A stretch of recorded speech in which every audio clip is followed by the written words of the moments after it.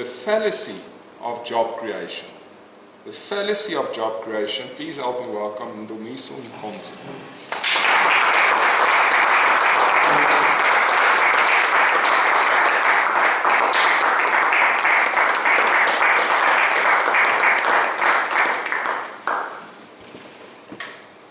Mr. Toastmaster, gentlemen, the fallacy of job creation in the fourth revolution.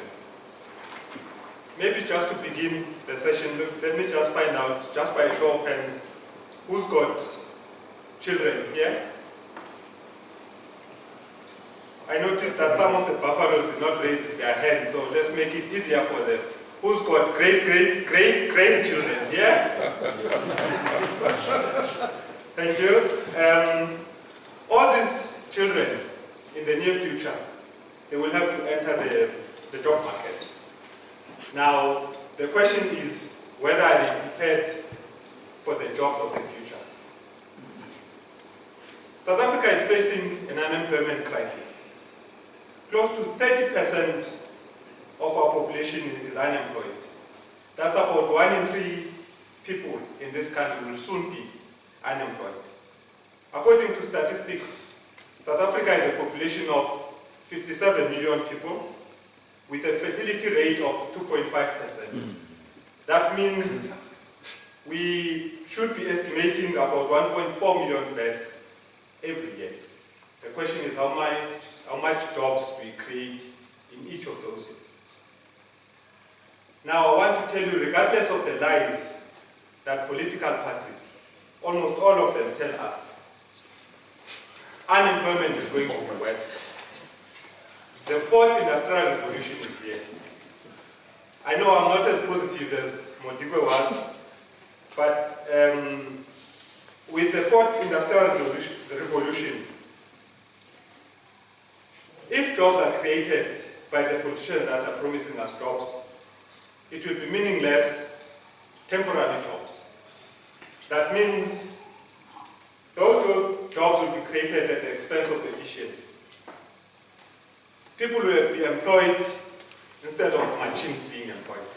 Not that it will be jobs that will be needing physical labor, but they will just be created for the sake that people must have jobs. So it is about to get worse. Also because our education system is not geared for the era of exponential growth that will be coming with the fourth industrial revolution. I know what some of you are probably thinking by now, that is an elimination. These things that you're talking about will never happen. It's not the first time that we're facing a revolution. Now, most of us, we've got this instrument. What do we call it? A cell phone. We call a supercomputer, we call it a cell phone. That thing that we have there has destroyed many jobs than any other device will ever do. Manufacturers of watches are suffering today. Manufacturers of these things, they are suffering. What happened to Telkom's landline business? The post office, who still uses a physical GPS? Even worse, a map. Who remembers Yellow Pages?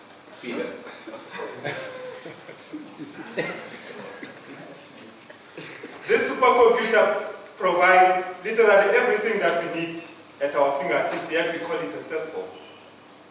Just a cell phone. It has given powers to consumers to be transparent, to enforce transparency. Some people use it to destroy their own careers and businesses. That's now human nature. I will tell you, this has become the favorite sport for politicians, especially after having some genie. Some of them start imagining things in other people's mouths. And then just by doing that, their careers as politicians are destroyed. Now, as I said, this is not the first industrial revolution that we have had, but what is different with the fourth industrial revolution? In the previous revolutions, jobs were destroyed, but new industries were created. In the fourth industrial revolution, it substantially changes our idea of what it means to be human. Jobs are taken by robots. People are having online relationships with people that they've never met. Globalization has made competing to be extremely difficult. Jobs are taken by people in or from other countries. The most valuable commodity in the fourth industrial revolution is no longer oil or anything tangible that we can touch, but it is data. So if you have access to data, you have the most valuable commodity. Anyone can disrupt any industry anywhere in the world, wherever the person is. In the fourth industrial revolution, we've got a taxi company that owns no cars, and it's called Uber. The world's most popular media house creates no content, and the name is Facebook. Bitcoin is the world's largest bank, yet it holds no cash. Alibaba is the most valuable retailer in the world, but it holds no stocks. Airbnb provides probably the largest accommodation, but it owns no real estate.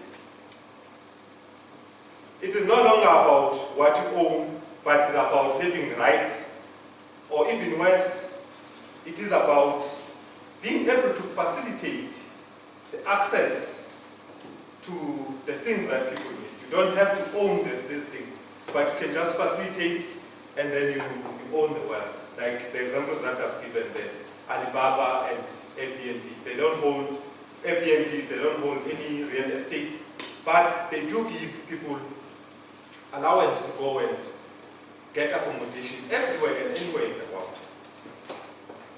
Now let me ask you another different question. What if skills and knowledge had inspired you? Think about bank tellers. It was first ATMs, then their jobs were gone, and their knowledge was no longer relevant. Then it became apps. Then some branches became extinct. Former FNB CEO Michael Jordan is establishing a bank with no branches and but also no tellers. It's going to be called Bank Zero.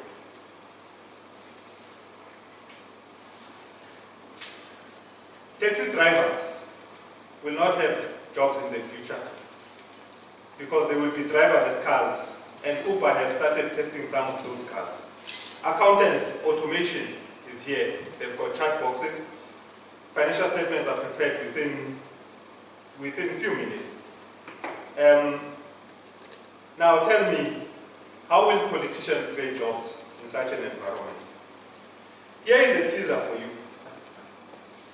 What if days of morning wife are over? You no longer have a wife that's going to be asking you questions and moaning about this and that. Companies in China have started creating an interactive robot that is capable of performing wife duties. Now you can go do whatever you want, you come back. It's called Harmony. Harmony is going to be there waiting for you. It won't ask you any questions. Now in conclusion, gentlemen, change is here. We have entered an era of exponential change, where you literally have to run to stand still. It is an era that we need to think differently. Technology is here to make our lives easier and us to be more efficient. So my message to you is don't put your heads in the sand.